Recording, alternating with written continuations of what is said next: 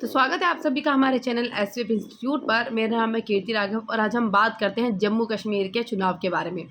अभी हाल ही में आपने देखा होगा कि जो अनुच्छेद था वो 370 हटने के बाद जो है इस वजह से विधानसभा चुनाव जो है वो कराए जा रहे हैं। और जम्मू कश्मीर विधानसभा के लिए हुए प्रथम चरण के मतदान में जो है मतदाताओं का काफ़ी उत्साह भी दिखा। और यह कहा जा रहा है कि देश के सीहे जाने वाले इस राज्य के लोगों में लोकतंत्र के प्रति पूरा समर्पण भाव है, जो कि इस राज्य का अनुच्छेद 370 हटने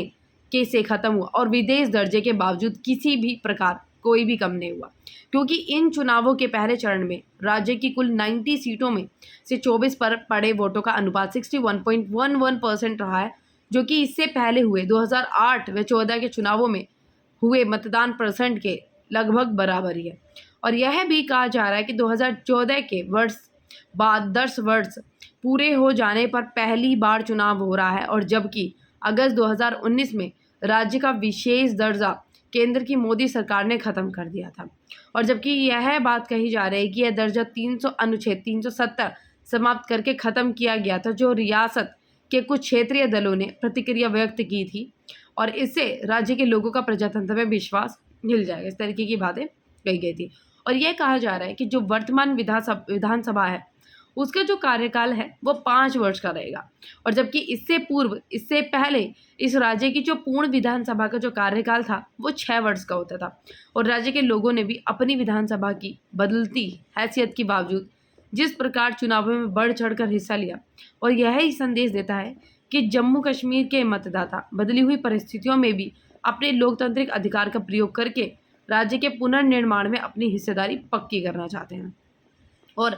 यह देखा जाए कि यहाँ के लोगों ने 1947 में मजहब के आधार पर हिंदुस्तान के भारत व पाकिस्तान में बंटवारे का पुरजोर विरोध भी किया था, और जबकि यहाँ बहुसंख्या मुस्लिम नागरिकों की थी। और पहले के चरण में जिन 24 सीटों पर मतदान हुआ उसमें जो 8 थी वो जम्मू क्षेत्र में आती हैं, और जबकि 16 कश्मीर घाटी में। और इन सभी स्थानों पर मतदान पिछले चुनावों के मुकाबले कहीं भी फीका नहीं है। और यह भी कहा जा रहा है कि कश्मीर घाटी में पिछले 3 सालों से पहली बार मतदान पूरी निर्भयता के माहौल में हुआ है, क्योंकि मतदान केंद्रों पर मतदाताओं की जांच नहीं की गई और ना ही ज़रूरत से ज़्यादा पुलिस व अर्धसैनिक बलों की नियुक्ति की गई। और इन सभी 16 सीटों पर मतदान प्रतिशत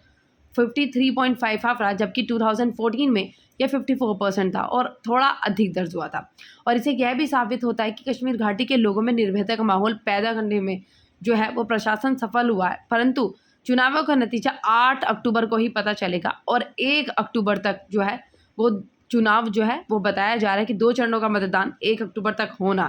है।